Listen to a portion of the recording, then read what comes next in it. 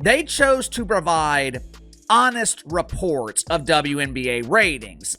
But imagine my surprise when I noticed that ESPN once again decided to polish the turd. ESPN once again proves there is not an original thought at this network, and there's damn sure not a hint of original analysis at ESPN. ESPN just got caught red-handed in the biggest sports media scandal of 2024.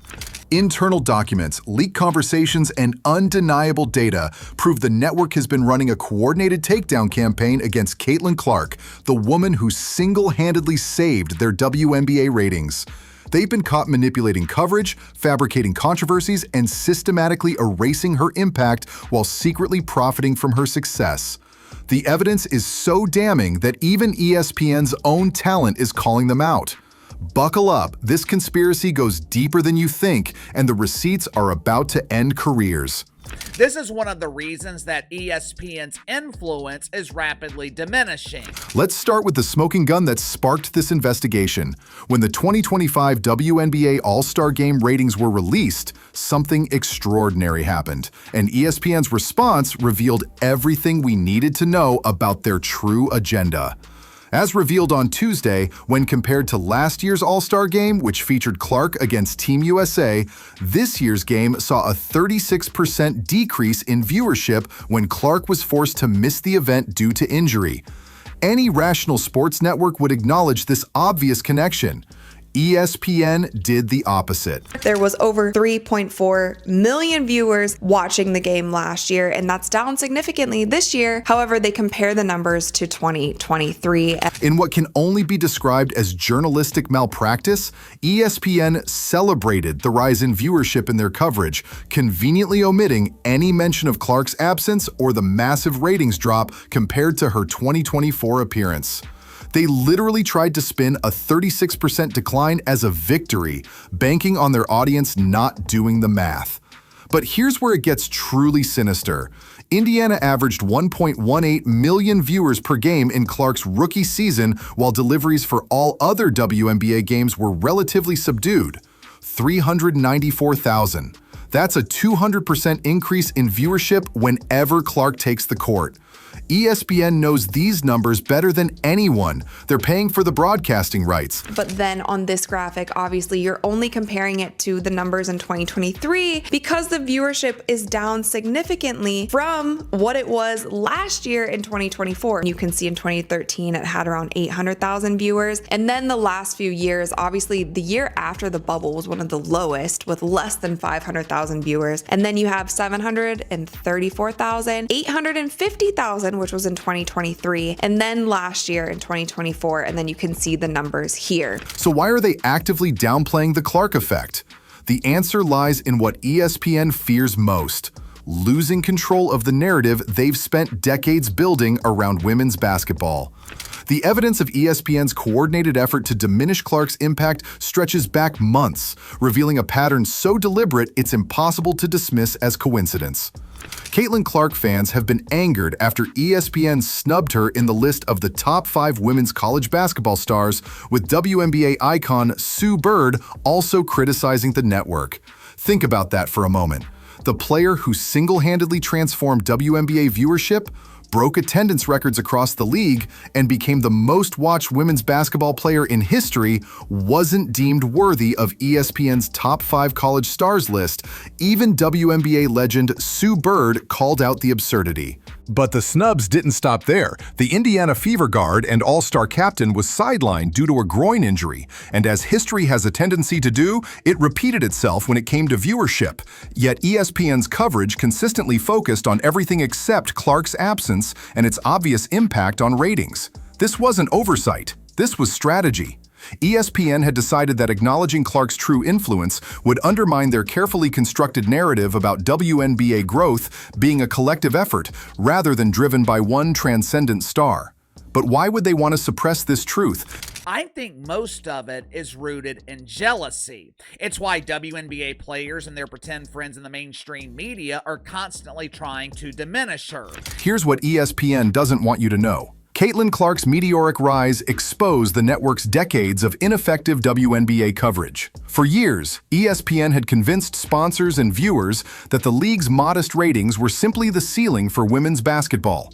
Clark proved that was a lie. When one rookie could generate more viewer engagement than entire playoff series, it revealed uncomfortable truths about how ESPN had been positioning and promoting the WNBA. Rather than celebrate this breakthrough, the network chose to minimize it, fearing it would highlight their previous failures and potentially upset established relationships within the league. ESPN broadcaster Dick Vitale came to the defense of Indiana Fever star Caitlin Clark after her WNBA peers voted her as the 9th best All-Star guard.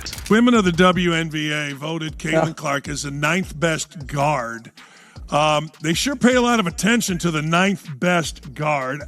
I saw that you put out jealous is the word. I would agree with that. There is still, to this day, a lot of jealousy, and I think maybe it's even getting worse. Clark's ranking was a shock to many across the social media landscape. Even ESPN's own talent was calling out the obvious bias against Clark, but the network's editorial stance remained unchanged. The question becomes, who benefits from keeping Clark's influence minimized? The answer reveals the most troubling aspect of this entire conspiracy. Perhaps the most egregious example of ESPN's anti-Clark agenda came in the form of a comment so tone-deaf it exposed the network's true feelings. ESPN analyst Ari Chambers made a nonsensical comment about Caitlin Clark playing a villain role in the WNBA after the Fever star won an ESPY. Read that again. After Clark won an ESPY, essentially being recognized as the best player in the WNBA, an ESPN analyst immediately tried to cast her as a villain. I see just exponential growth of the game, right? She brings eyes to the game so that the next generation can come out and thrive. Just a dynamic player, just exciting to watch. Her villain origin story has started, and she loves to play into it, and the fans eat it right up, and so that we can see the next generation coming in and carrying it along too. This wasn't analysis, this was character assassination disguised as sports commentary. The timing was deliberately calculated. ESPN waited until Clark achieved her highest honor to plant seeds of negativity, ensuring that her moment of triumph was overshadowed by manufactured controversy. They were literally trying to turn fans against the player who had saved their WNBA programming from irrelevance. But why would ESPN want to villainize their own ratings goldmine?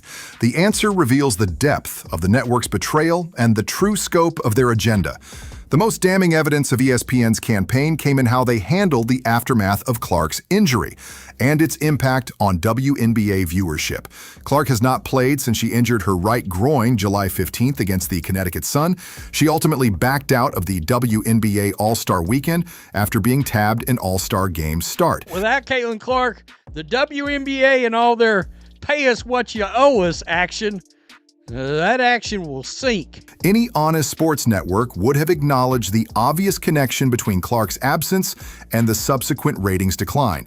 Instead, ESPN engaged in what can only be described as statistical gymnastics to avoid crediting Clark with the WNBA's surge in popularity. They celebrated modest viewership increases while ignoring the context of Clark's absence. They highlighted other players' performances while downplaying the ratings differential when Clark wasn't on the court. Most egregiously, they continued to push narratives about the WNBA's, quote, organic growth, while the data clearly showed it was Clark-driven. Indiana Fever superstar Caitlin Clark missed the WNBA All-Star Game with a leg injury, and television ratings suffered as a result. The correlation was undeniable, yet ESPN's coverage treated it as coincidental. This wasn't journalism. It was propaganda designed to protect their preferred narrative over the truth. The scope of ESPN's anti-Clark campaign becomes clear when you examine who benefits from suppressing her influence. By minimizing Clark's impact, ESPN protects several key interests that have more influence over the network than you might imagine. First, it shields the WNBA establishment from uncomfortable questions about why previous stars never generated similar excitement. If Clark's success is treated as a fluke rather than an indictment of past promotional failures, nobody has to answer for decades of missed opportunities. My God, the congregation at ESPN is mind-blowing. Could ESPN make this some level of balanced? Is there any level of balance in WNBA coverage when it comes to analysts and experts? I can listen to Lexi Brown on Gil's Arena say Caitlin Clark's the Rookie of the Year. Second, it maintains ESPN's credibility as WNBA experts despite their obvious failure to identify or cultivate the league's biggest star until she was impossible to ignore. By downplaying Clark's uniqueness, they can claim their previous coverage strategies were sound. Third, and most crucially, it prevents Clark from gaining the leverage that comes with being acknowledged as the WNBA's most valuable asset. If ESPN can convince sponsors and viewers that the league's success is collective rather than Clark-dependent, they maintain negotiating power in future broadcast deals. Clark has a level of star power that we've never seen in the women's game, yet ESPN continues to frame her as just another talented player. This deliberate minimization serves everyone except Clark herself and the fans who deserve honest coverage. The final nail in ESPN's credibility coffin comes from their own reporting, which inadvertently reveals the truth they've been trying to hide. ESPN were forced to hang their heads in shame after a mistake on their end sparked controversy among Caitlin Clark fans. Their hating-ass analyst towards Caitlin Clark, nah, you do not get to try to blend back into the bushes like Homer Simpson. Even ESPN's staff couldn't maintain the facade consistently. When their own data contradicted the narrative they were pushing, fans immediately called out the discrepancy. The network was caught red-handed manipulating coverage to fit their agenda rather than reporting the facts. The pattern is now undeniable. Selective reporting, narrative manipulation, character assassination, and outright statistical dishonesty. ESPN has systematically worked to undermine Caitlin Clark's influence on the WNBA while simultaneously profiting from the ratings she generates. This isn't just bias, it's betrayal of the most fundamental principles of sports journalism. ESPN has chosen to protect institutional interests over serving their audience with honest, accurate coverage. Tonight, we've exposed the ugly truth about ESPN's relationship with Caitlin Clark and their shameful attempt to minimize her historic impact on women's basketball. The evidence is overwhelming. Deliberate snubs, manufactured controversies, statistical manipulation, and coordinated narrative control designed to serve everyone except the fans who deserve better. Caitlin Clark didn't just transform the WNBA, she exposed ESPN's failures and forced them to confront their own irrelevance in covering women's sports. Rather than adapt and improve, they chose to attack the messenger and protect their egos. But here's what ESPN doesn't understand. The Clark revolution is bigger than their petty attempts at control. Fans see through their manipulation. Players recognize their bias. And the numbers don't lie, no matter how creatively ESPN tries to spin them. The worldwide leader in sports has revealed itself to be the worldwide leader in protecting outdated narratives over honest journalism.